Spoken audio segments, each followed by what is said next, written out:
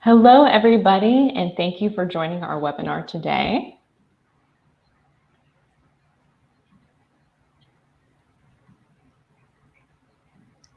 Today's webinar, we will be focusing on what will cybersecurity look like in the post-COVID-19 world. As we know, COVID-19 has had a tremendous impact on the way that we work, and it's inevitable that it will impact the future of cybersecurity as well. In today's webinar, we will have introductions from our special speakers. We will discuss cybersecurity over the past decade, examine the current state of affairs, and make predictions for the future and the new normal. And during the course of the webinar, please do send over your questions, because at the end, we will have an interactive Q&A session with our special speakers. My name is Karen Masosnik, and I'm the Senior Director of Corporate Marketing at Perimeter 81. And I'm very happy to have join me today Richard Steenan, Industry Analyst and author of Security Yearbook 2020, and Amit Barakat, CEO and co-founder of Perimeter 81. Thank you both for joining me today. Richard, why don't you go ahead and start with a brief introduction? Sure, Karen. So for those that don't know me, I'm a industry analyst. I got started doing that in 2000, so 20 years ago. I was VP research at Gartner, covering firewalls and IPS, and a little bit of managed security service providers, doing the magic quadrants for those. But since then, I've been on my own. I've been writing several books, and really happy to be here. Awesome, thank you. Amit, why don't you go ahead? Sure. First of all, thank you, Richard, for joining us today. My name is Amit. I'm the co-founder and CEO of Perimeter 81. Just as a reminder, Perimeter 81, we are a cybersecurity company. Our customers are businesses all over the world, and our mission is to deliver and unify network security through the cloud. I am actually a technologist, so I met my co-founder Sagi at Tel Aviv University. I worked for IBM for several years, invented 8 different patents in storage and networking, co-founded Safer VPN together with my co-founder Sagi, which we sold to a public company in the US, and Perimeter 81 is our latest journey. I'm super excited to be here with you all today. So I think it's going to be amazing to get both of your perspectives on these questions. So let's dive into the first one. Just waiting for it to load here.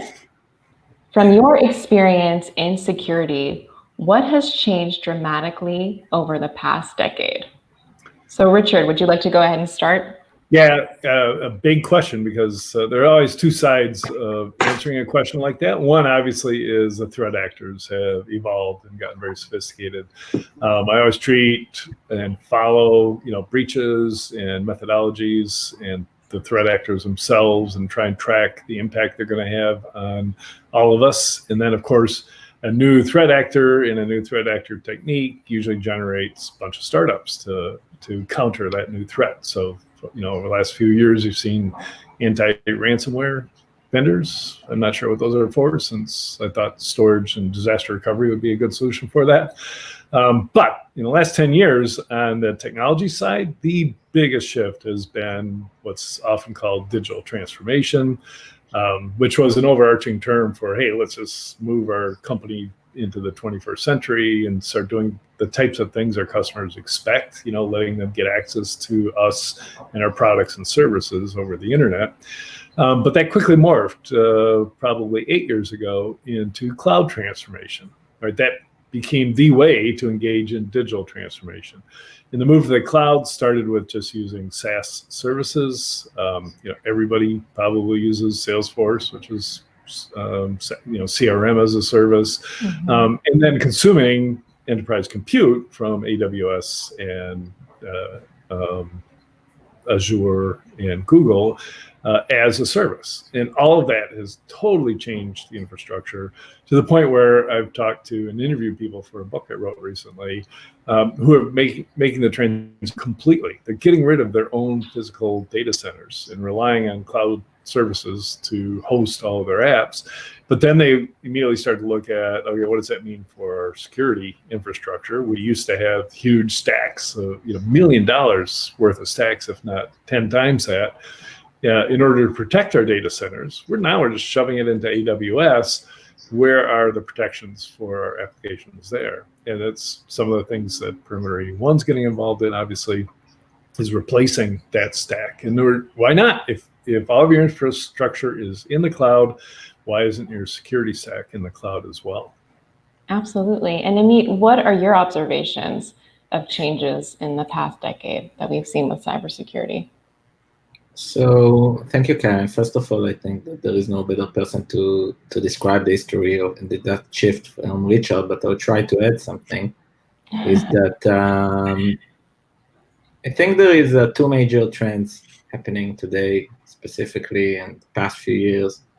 One is cloud, resources are moving to the cloud, of course, and two is mobility, and employees are working from anywhere. Mm-hmm. And we see that security and infrastructure is also chasing basically the way we work and giving solutions for the current reality. And the reality today is that employees are working outside the office, and the resources are moving to the cloud. So the question is, how like traditional security appliances that are basically based on boxes that are protecting the office have a role in this play, right? Because the employees are outside the office and the resources in the cloud. So this basically, regardless to Perimeter 81, what we do here creates a big transformation in the way we work and the way we consume security. Mm-hmm. Yeah. On the other hand, 5G and the fast broadband networks are becoming available and allowing basically to shift away and move away from expensive infrastructure that usually you have only in the office and make it available everywhere. Absolutely. And it's interesting because I think we've already seen so many changes in the past decade with the digital transformation, but now we have COVID. So that leads me to my next question for you all. How has COVID-19 changed the way we consume cyber and network security?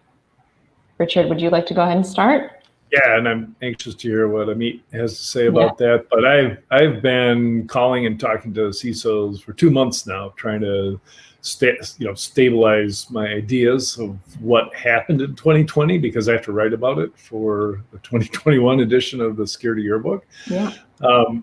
And universally, everybody in 2 days to 2 weeks moved everybody to working from home.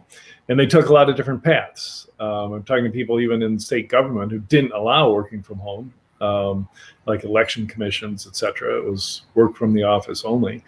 Of course, they had to change their policies immediately and then get people up and running. Government agencies just don't have the money to buy everybody a desktop or a new laptop. So they had to move the equipment that they had in the office to their employees' homes. That was difficult enough. And then they had to ensure that they had reliable network connectivity. And then they had to come up with all the policies and usage around using Zoom conferencing or whatever corporate conferencing solution you had picked. But they still wanted people to get access to the corporate resources inside the organization. So all of a sudden they discovered that their VPN concentrators, which were designed for maybe 5% of the workforce at once trying to get in to the corporate network, was just inadequate. A lot of them did just double down and buy a bunch more VPN concentrators and try and load balance them and get them to work. But that's obviously a pain and a headache, and most employees hate their VPN, right? You have to make a conscious decision to use it and get connected over it. If we were still flying on an airplane, it's practically impossible to VPN over an airplane's network because they've got filters in place to stop that kind of activity. So we already knew that IPsec and even SSL VPNs were cumbersome and ready to be completely displaced. But now organizations that have gone through that are looking at these cloud transformation strategies that they've probably been thinking about already, but now they're moving pulling forward all their plans to engage in that. And they want to get to the point where they never have to struggle to get people working from home effectively and securely again. They want to just, adapt to what's bound to be a long-term situation. Is even if employees are coming back to the office today in some countries, they could easily have a resurgence of the current pandemic, a new pandemic, not to mention weather events in northern climes especially, that drive people to work from home. And now it shouldn't matter at all. You should be able to connect as securely from home as you do from anywhere else. And if you do get to go out to coffee shops again, connect from there too. Absolutely. I think those are all great points. Amit, from the vendor perspective side, what have you seen as far as COVID-19 changing the way that cybersecurity and network security is consumed? So I'll try to give like a concrete examples. Basically, we saw a lot of growth once in March. Hundreds of new customers, but most of our growth came from expansion. Existing customers that we had that basically added more users and basically rolled out to the entire organization the solution. If they were like only the development team, we saw like expansion to the entire company. But now, in retrospective, right, we see now when things settled a bit, we still see a very large growth rate, but we see larger and larger organizations that you would think that are much more traditional are basically approaching us and are now evaluating the remote access and the complete infrastructure from the beginning. This is something that we recently, specifically the past month, 2 months, we starting to see, and we see very large companies approaching us and running with us POCs, which usually would expect much more time to happen, but they're very flexible in matter of adjusting their existing firewall rules and what they need to do in order to cooperate and to really examine the possibility to move to such cloud-based security solutions. So that's definitely something that we see. And we specifically in 2021, we believe that trend would happen anyways, regardless to COVID. But what COVID basically accelerated it, I think 5 years ahead. So basically, it made like it accelerated all this digital transformation of cloud and mobility. And basically speaking, as a vendor point of view, we see in practice everything that Richard spoke about. Right? Absolutely. Yeah, I'm a little worried about the carriers who for years have had this cash cow, just constant cash flow from selling nailed up MPLS circuits. And most organizations are probably questioning, what are they using those for? Connecting, the office in Sydney back to the office in New York, and yet everybody's at home going to the internet directly. Why do they need a $20,000 a month circuit to do that? So actually, this is a very interesting input, Richard, because first of all, we wouldn't want to take the carriers out of business, right? We want them to continue to invest in infrastructure and provide broadband internet and fiber to their house and everything. So yep. I think what we're going to see in this space that they're basically joint partnerships with carriers and basically allowing carriers to offer to their customers basically a managed solution to offer them security as a service.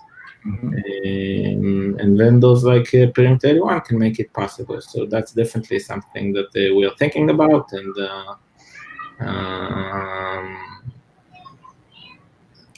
definitely seeing the carriers a part of this transformation in a different way, instead of selling expensive lines to provide the services themselves.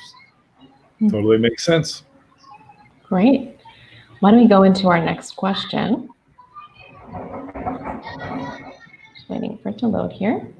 What do you think is the biggest pain or challenge in the cybersecurity space right now? Amit, would you like to go ahead and kick this one off? So I think that's very clear.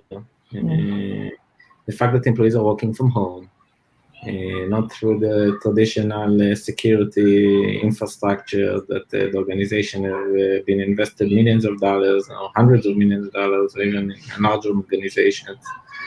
into securing, and now they basically need to open up. They need to open up the infrastructure to be accessed outside and from unmanaged devices, from my desktop in my office. And basically, business enablement overcomes sometimes the security standards. And that basically drives to a bigger risk for the organization. And that also drives the transformation in the way vendors are basically need to adjust to, and the type of solutions that are becoming more relevant to this new world. I totally agree with that.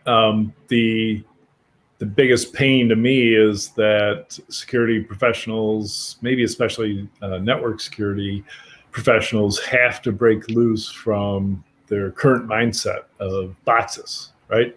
And don't get me wrong, I love a big rack-mounted firewall or IPS or anything else that's got a lot of flashing lights on it.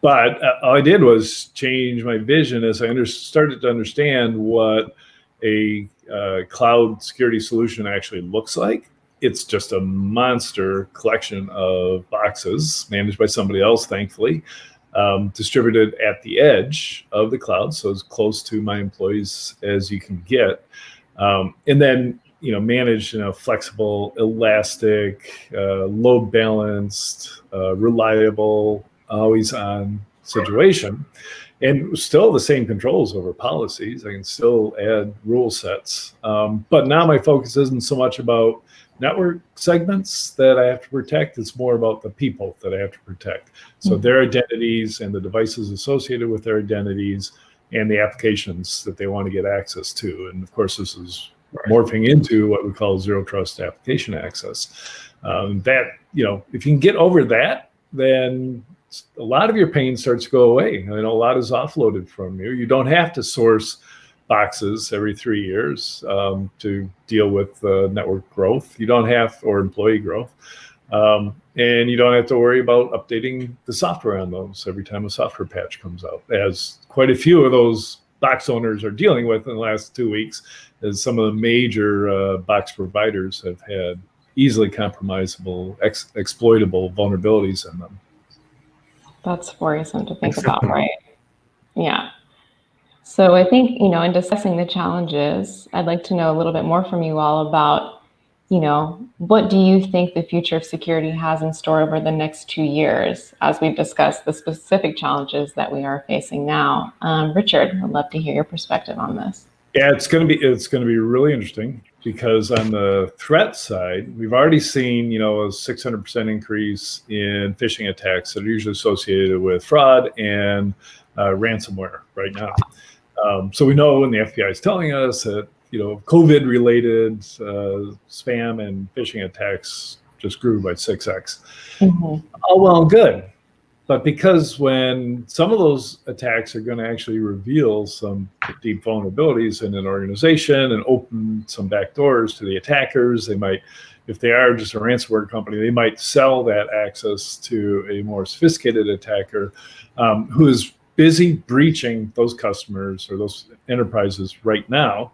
And because the average dwell time is from 180 to 270 days, by this fall, we're going to start seeing these massive breaches announced because they probably started during COVID-19.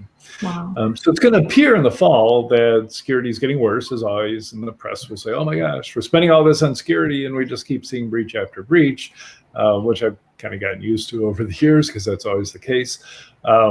But in the meantime, I believe we're getting more secure, right? We've got better means to access the applications we need from any device we need. I track 2,300 vendors in this space, and I tell you, I look at every one of them, and they offer value to their customers, right? So there's a lot of people like to say, oh, all these vendors are selling snake oil and they're not real. And going, yeah, if they're not real, how come companies are re-upping every year? Paying the subscriptions and the support? It's because the product's doing what they said it was going to do. And so filtering through all that is always going to be a challenge, but that's why industry analysts exist to help you do that. But you're going to be able to find all the solutions you need if you just start to realize that there's a lot you have to do. No matter how simple the vendors make it for you, there are always going to be attackers trying to get around the defenses you deploy. So you have to have the ability to monitor what's going on your network and for your employees and on their desktops. So you can tell when you're under attack. And you have to be able to monitor the deep and dark web and the threat actors and how they're evolving, so you can be prepared for the types of attacks that they send your way. 100%. Amit, do you have any additional thoughts about the future of security in the next 2 years, perhaps from the vendor perspective? Yeah, absolutely. I would like to reiterate what Richard said in the previous question. I think we will move from site-centric security to user-centric security. Yeah. That's exactly what we do here at Parent 81. But moreover, as we move away from on-premises firewalls and security services to a cloud-based solution, basically make it easier for different cybersecurity vendors to join forces and to unify a range of security services into a single platform that includes a single management console, a single agent for the managed devices, whether it includes endpoint security or network security or whatever. And to utilize the network that is basically exists now in the cloud edge, which is the bloodstream of the organization, in order to offer range of enterprise-grade security solutions unified into one platform. Basically, you can think about the Office 365 of cybersecurity and make it available for any business from any size to consume easily. Mm-hmm. Because we see that security is something that basically make us working day and night and to be concerned about. And the thing is that it is important to make it accessible from one end, but also easy to consume, easy to manage, and to provide the greater value that we can as security vendors, regardless to the only Parent 81, to the customers themselves. So I will definitely see unification, and definitely see more partnerships established from network security vendors to endpoint security vendors. Instead of making those integrations on-premise in the laboratory and POCs, it will be done easily in the cloud in a click of a button. That's great. I think that leads really well into our next question. I'm just having it pull up. Which challenges and solutions will we be seeing in the near future? So, I mean, you were starting to talk about that unification, the movement towards that SaaS-like model. Are there any specific types of solutions, terminology that you're seeing coming on in the market related to what you were just discussing? So we called it for a long time Secure Network as a Service, but Gartner came out with, I think, a very cool term in end of August named SASE, Secure Access Service Edge. Mm-hmm. What it basically means, like security and infrastructure will be unified and to be offered through the cloud edge. Yeah. Why the cloud edge is important? Because basically speaking, it's a local cloud environment. The latency is relatively low, right? If I'm in Tel Aviv, I'm working with equipment and networking stack as well as the security stack that is based locally. So there are physical things that you cannot overcome, like latency. Right? So cloud edge is super important and a big part of it. So I think there is a consensus in the vendors, at least in the space, about SASE, and we understand that it will happen. Still, there is no crisp clarity how the ultimate SASE platform would look like.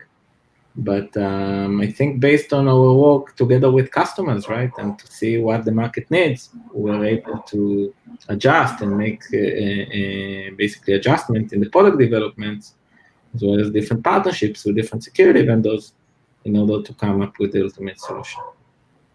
And I just want to point out that it's one of the failings of industry analysts that we are always exposed to all the cool new stuff, and we talk to cutting edge users and practitioners that are deploying all the cool new stuff. But 80% of enterprises, including all government agencies, state and federal and local, Plus, consultants, lawyers, doctors' offices are late adapters. They don't make a move or make an investment until they absolutely have to. They won't upgrade their operating systems. They won't buy new PCs. They won't install new defensive software. They just do nothing, right? So the driver for them is when they do get breached or attacked or the Gmail account's taken over, they start looking for solutions. But so no matter what we do, and no matter how good the protections get for those that are aware of these trends that we're talking about, there's going to be a vastly bigger number that continue to get breached and provide essentially, if you think about it, they're providing the funding for all the cyber criminals and attackers that are trying to get in. Those that are in the 20% are going to have to be trusting their suppliers a lot less, right? So their outsourced CPA or their law firm, they have to treat the emails they send them as potentially corrupted in some way or carrying malware. And you have to build this defensive wall around all the people you interact with on a regular basis because they are not secure and they're being breached. Yeah. So I think these were great answers. I'm seeing we're having a lot of questions coming from the audience. So I want to make sure that we have time for them to, direct you both directly. So let me go ahead and open up these questions here and let's get started. Let's see. I see, actually, it seems like it's a lot of comments. Let me see. Anybody have any questions you'd like to? We have great comments here, like more best app hosting, all security will be crucial, more flexibility. Let's see, here's a question coming up now. So what new security threats will businesses start to see in the new remote environment? Specifically, remote threats. Yeah, so there's going to be a couple classes. One are going to be drive-by, so your neighbor hacking into your Wi-Fi, and then, they might know that you have a cool job at a cool company, or they just might be doing it for fun. And of course, a lot of college kids and teenagers are at home and they're bored and they're on their computers. So you're going to see that level of attack. Now, that's always worried me a lot less than a cyber criminal in Eastern Europe or an APT group from China or Russia. But because they can get in, then if their systems are compromisable, so can those other threat actors. So we're going to see targeted attacks, as always, for the last 5 to 10 years, coming through email attacks against employees, but they're going to aim to get a foothold on the home equipment, and then from there get onto the corporate network and have their way with the company. So we're going to, if we're not already, we're going to see a lot of that. Amit, any thoughts on your side about specific attacks to expect from the remote environment? I see here that someone says it's keeping them up. Endpoints are easy targets, so that's true. And employees are basically using unmanaged devices and are being basically connecting their own computers to the corporate network, and it involves a range of different risks that the organization didn't evaluate so far. So it really also depends on each organization what the different securities that they've implemented. Definitely the human factor and the fact that the way they work and where they work and how they work has completely changed. And introduced many different challenges on both ends. Absolutely. Yeah, one other one that we see rising is the tendency for large countries to start to firewall the country itself, right? To probably limit the exposure of their citizens to the rest of the world. And China and Russia, of course, are the primary examples of that. But it's kind of hard to actually tamp down on everybody's access to the internet. I'm looking forward to satellite internet. So now all you need is a dish, and you can connect to Starlink from SpaceX, for instance. Not now, but later in the year. And there'll be a constant battle, cat and mouse battle between the nations that are trying to block people's access to the world's information, and the technology solutions to get your way through that firewall, which China just expanded theirs to Hong Kong this week. So, but you know what? Technology will win this battle. I think we can do it. We can, for sure. I have another, yes, we can do it. I have another really good question here I see. I want to share with you all and get your perspective.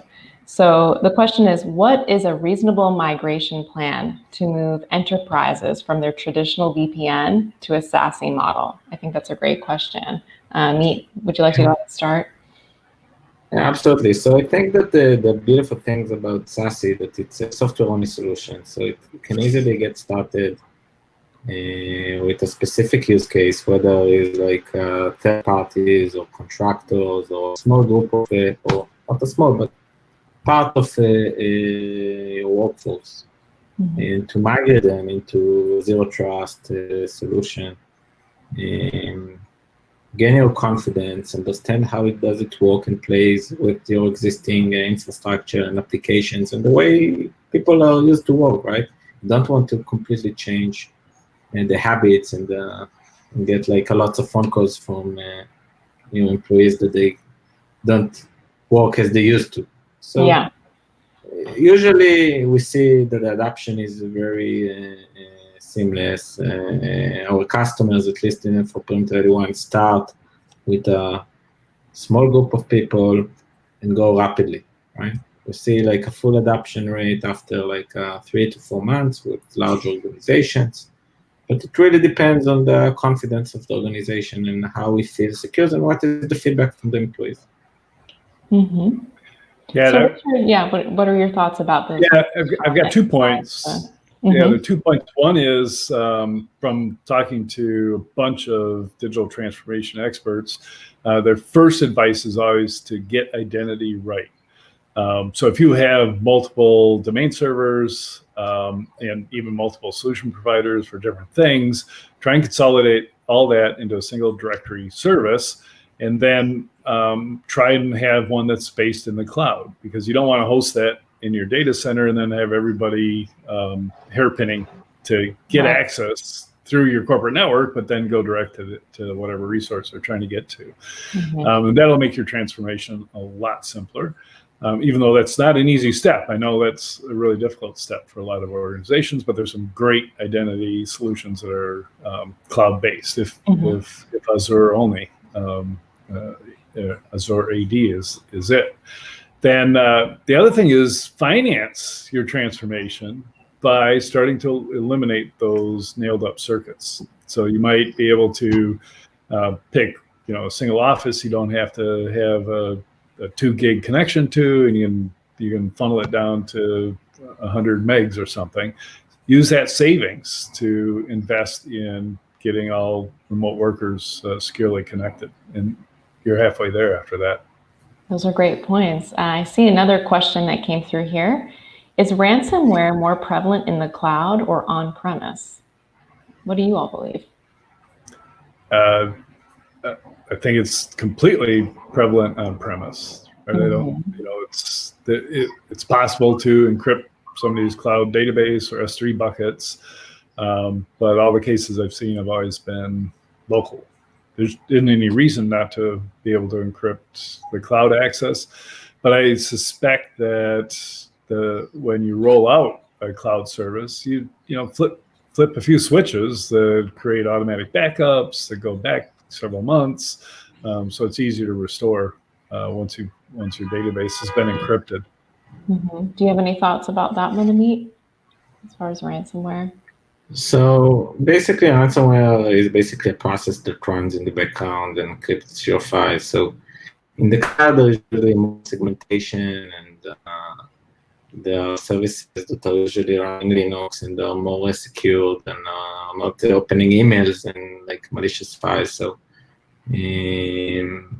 the process needs to run somewhere, right? It cannot run in S3 and encrypt or bucket. So it needs to run on a server that you have in the cloud. But usually the servers in the cloud, it's not the end users working, right? There is not the human element as much as there are on endpoints. So that's why we usually tend to see it, I believe, the reason on-premise and on local networks specifically. And frankly, you're not running very many instances of Windows, desktop Windows in the cloud, which is the primary target. And even if you were, you're using it as a remote desktop solution that spins up every time you use it. So it starts from scratch. So yeah. I have a question here. When end users have issues, where do you think the support should come from to assist the end users, since this is a cloud model? I believe this is related to SASE. So when there are end user issues, what do you all believe about that? So because it's a cloud solution, it's much more easier to use. You can look at, like, for example, Gmail and local Exchange server. So we specifically in Perimeter 81 supports also end users. We see that there are significant cost reductions in matter of organizations, in matter of the way they save also dollars on their investment on remote access solutions. Firewall significantly, we see up to 67% of savings because of the reduction in data centers and support, and people need to manage the different on-premise solution because the management is much easier. And also working with the solutions is much simpler and works better, and the availability is higher, and the scale is higher, and it works faster, so less complaints as well. There are aspects that the IT needs to support, for example, different policies and access policies and application configuration, which we basically refer to the help desk specifically. But Amit, I've talked to cloud security infrastructure providers that are just providing security, and yet they track their customer calls, not from end users, but from the IT departments of their customers. 99% of them are not their fault, right? It's always an issue with their own routing or their own DNS or their own Active Directory. And yet they made the decision to, we're going to support those calls. We're going to help them debug it and support them because it's just, part of the customer success philosophy, right? You just help your customer.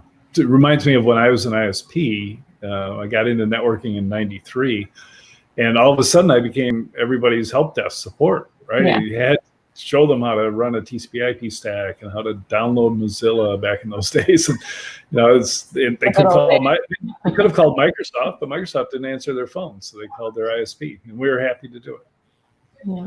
I'll tell you a little secret. I'm on a very often basis, I open Zendesk and trying to help and talk with the customers as much as we can, although we have a very solid 24/7 team.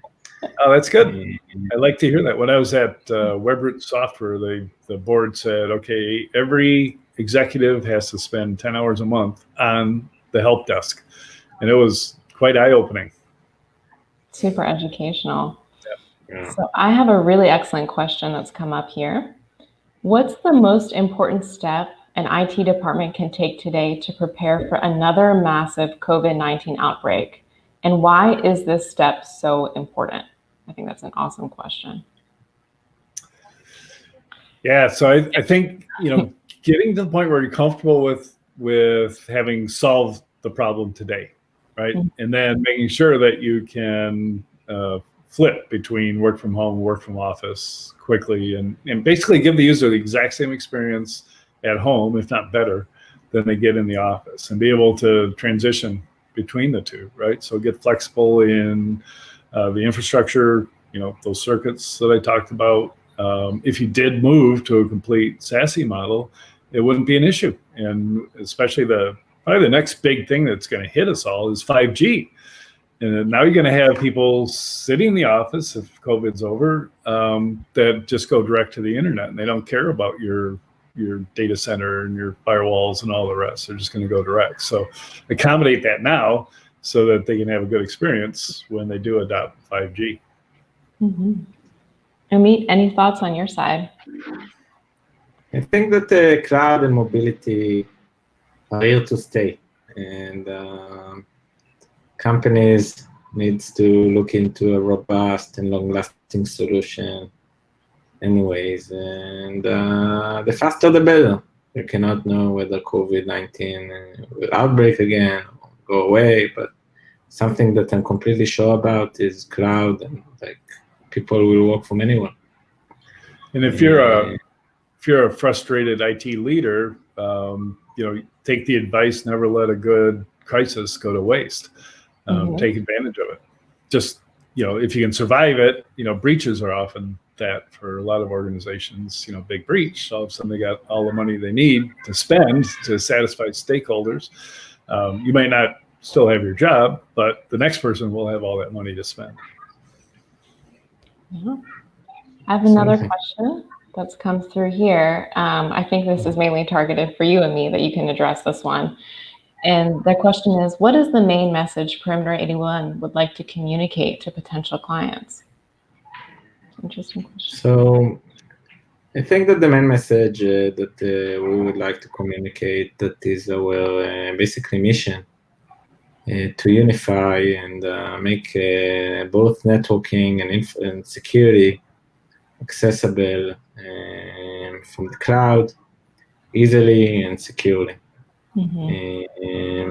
Our product is continuously developing, right? We just think that although our product in Matter is relatively mature, specifically in remote access, which we have, I think, strongly believe one of the best offerings out there in the space. It's still the beginning of the beginning. We formed last year a partnership with SonicWall to add a range of security services like cloud sandboxing and URL filtering for outbound internet security, working into adding WAF capabilities, endpoint security solutions, and SaaS security. So that's what with the main item that we would like to communicate. And Richard, on your side, what do you, I think it's an interesting question. Somebody's asked us what main message would we like to communicate, but what do you think is important for, IT managers to hear from these emerging solutions as we move forward? Yeah, similar to what Amit was saying, though, IT managers want to hear lower total cost of ownership, better user experience, and better security. And by the way, don't send me any more alerts, right? So if you can just take care of the things that cause alerts, log it, of course, keep a record for audit purposes, but you're not going to sell me on your service if part of the sales pitch is, oh, we're going to send you an alert every time something bad happens, because the IT departments can't handle all the alerts they have today. So it's kind of for me, it's a litmus test. Is somebody generating alerts, or is the product solving problems? Right.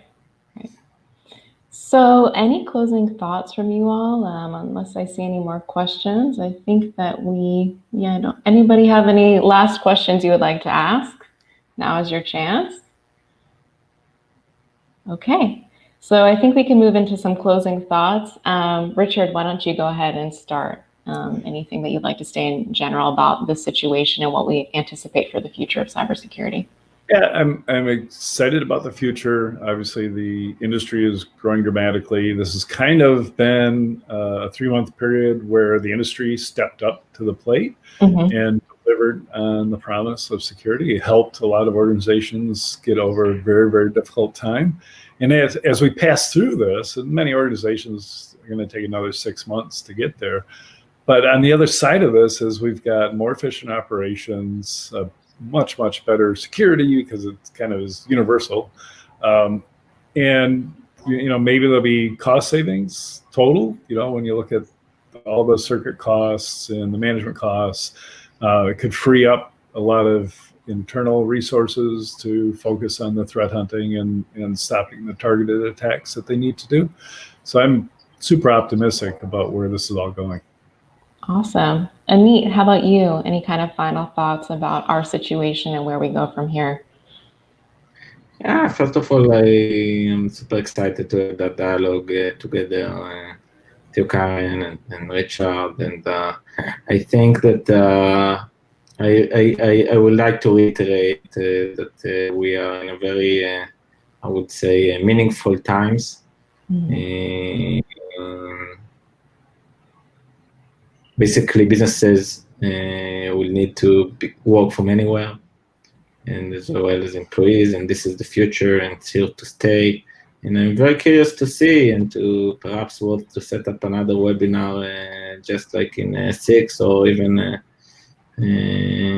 12 months, and to recap and to look in retrospective what major shift and changes have been happening, because I think it really going only to accelerate. And Richard has a very, I think, a challenging task in writing the 2020 cybersecurity book, and I'm confident that this is something that will be basically, and sometimes I'm calling it the next iPhone, because I truly believe that it will it's not evolution, but rather revolution, both in the way we consume internet and security. And we see exciting things are coming ahead of us. So that's the positive side of all the new normal, I would say that.